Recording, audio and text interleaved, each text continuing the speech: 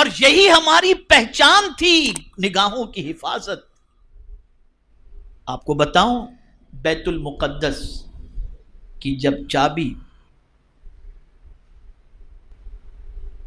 سپہ سالار اسلام کے حوالے کرنی تھی، اور جب فوج بیت المقدس کی طرف بڑھ رہی تھی اور وہاں کے عیسائیوں نے چابی مسلمانوں کے سپرد کرنے کی بات کی، تو جانتے ہیں آپ، جب مسلمانوں کا لشکر بیت المقدس کی طرف بڑھا تو اس وقت عیسائیوں نے خوبصورت لڑکیوں کو کنارے پہ کھڑا کر دیا کہ یہ نوجوان مسلمان جب آئیں تو تم اپنے حسن کا جادو ان پر بکھیرو تاکہ یہ بیت المقدس کو بھول کر تمہاری محبت میں گرفتار ہو جائیں۔ لیکن کمانڈر نے فوراً کہہ دیا تھا، سنو، شہر میں داخل ہونے سے پہلے اللہ کا فرمان سن لو کہ مولا نے فرمایا ہے قُلْ لِلْمُؤْمِنِينَ يَغُضُّوا مِنْ أَبْصَارِهِمْ، کہ میرے محبوب مومنوں سے کہہ دو کہ اپنی نگاہیں نیچی رکھیں۔ خبردار کسی فوجی کی نگاہ کسی لڑکی پر اٹھنی نہیں چاہیے۔ سارے فوجی نگاہیں جھکا کر کے بیت المقدس کی طرف بڑھے۔ جب سب گزر گئے اور آخری مجاہد باقی تھا تو ایک لڑکی نے کہا، پتہ نہیں یہ کیسے لوگ ہیں، ان کی نگاہوں میں کون سمایا ہوا ہے کہ ہماری طرف نگاہ اٹھا کر بھی نہیں دیکھتے۔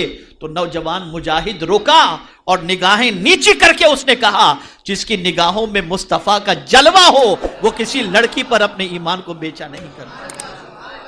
تب بیت المقدس ہمارے پاس تھا۔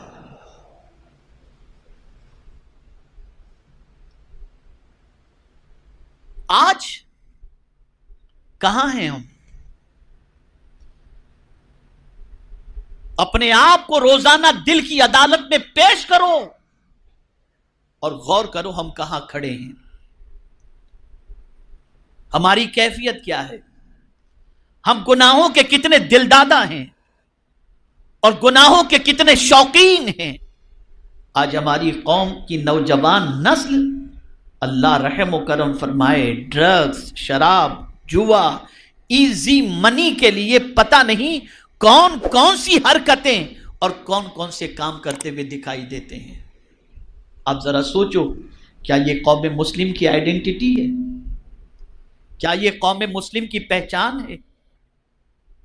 آج ہمارا بچہ کالج کے اندر تعلیم کے لیے جاتا ہے، 10 تک میرٹ لسٹ میں، 12 تک کسی حد تک صحیح رہتا ہے، جہاں اس کے بعد کالج کے اندر FY میں پہنچتا ہے تو پھر رفتار سلو ہو جاتی ہے، ڈریسنگ پر توجہ، پارک پر توجہ، پکچر پر توجہ، فلرٹ پہ توجہ، بس اس میں لگ جاتا ہے اور ڈگری لانے کے ساتھ ساتھ بیوی بھی لے کر کے آ جاتا ہے۔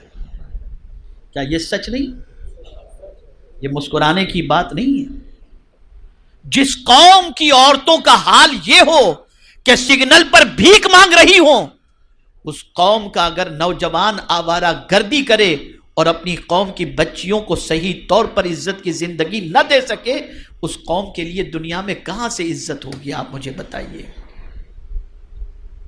ہم نے گناہوں سے تعلق جوڑ لیا، شیطان سے رشتہ مضبوط کر لیا، اور آج تو ایسی پوزیشن ہے کہ اللہ رحم و کرم فرمائے، گناہ کر کے احساس گناہ بھی نہیں ہے، بلکہ بخاری شریف کی حدیث ہے جس کا مفہوم ہے، آقا کریم صلی اللہ علیہ وسلم ارشاد فرماتے ہیں کہ کچھ لوگ رات کے اندھیرے میں گناہ کرتے ہیں، مولا اپنے کرم سے اس پہ پردہ ڈال کے رکھتا ہے۔ رات کو وہ گناہ کرتے ہیں نا تو مولا پردہ ڈالے رکھتا ہے، لیکن وہ صبح اٹھ کر اپنے دوستوں سے تذکرہ کرتے ہیں، میں نے رات میں یہ گناہ کیا، پھر پروردگار ان پر عذاب مسلط فرما دیتا ہے۔ کیا آج ہماری قوم کے نوجوانوں کی یہ سچویشن نہیں ہے؟ کیا اپنے دوستوں سے اپنے گناہوں کا تذکرہ نہیں کرتے؟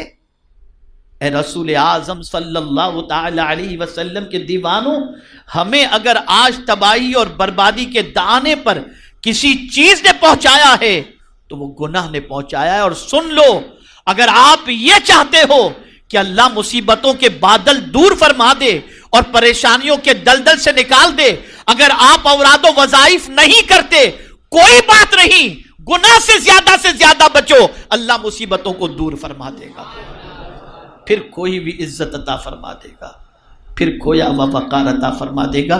یہ جملہ ہمیشہ کے لیے ذہن میں محفوظ کر لو۔ میں یہاں پر ینگسٹرز کی ایک بڑی تعداد دیکھ رہا ہوں اور اسٹوڈنٹس کی بھی تعداد دیکھ رہا ہوں، تو میں آپ کو بتاؤں، میرا یہ جملہ اگر کہیں نوٹ کر سکتے ہو تو نوٹ کر لینا، گناہ میں لذت ہے، عزت نہیں۔ گناہ میں لذت ہے، عزت نہیں۔ دوسری چیز، دوسرا جملہ، اور وہ یہ ہے کہ گناہ کرنے سے انسان بزدل ہو جاتا ہے اور نیکی کرنے سے انسان طاقتور بن جاتا ہے۔ ہماری بزدلی کی وجہ ہمارے گناہ ہیں۔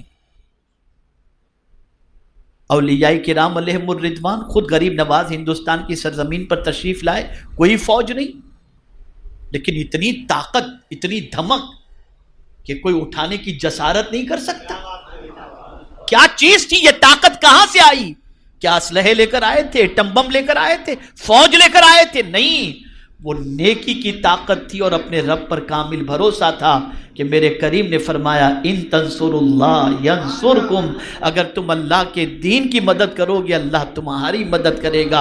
ان ینصرکم اللہ فلا غالب لکم، اور اگر اللہ تمہاری مدد فرمائے تو پھر تم پر کوئی غالب نہیں آ سکتا۔ تو ہمیں گناہ نے بزدل کر دیا، گناہ کی وجہ سے ہمارا کانفیڈنس فنش ہو گیا۔ اس لیے جب کبھی کوئی تکلیف آتی ہے ہم فوراً کہتے ہیں فلاں گناہ کی وجہ سے یہ پریشانی آئی ہے، اللہ ہمارے گناہوں کو معاف فرمائے۔ اس طریقے سے ہم دعائیں کرتے ہیں، فوراً ہمارا ضمیر ہمیں آواز دیتا ہے۔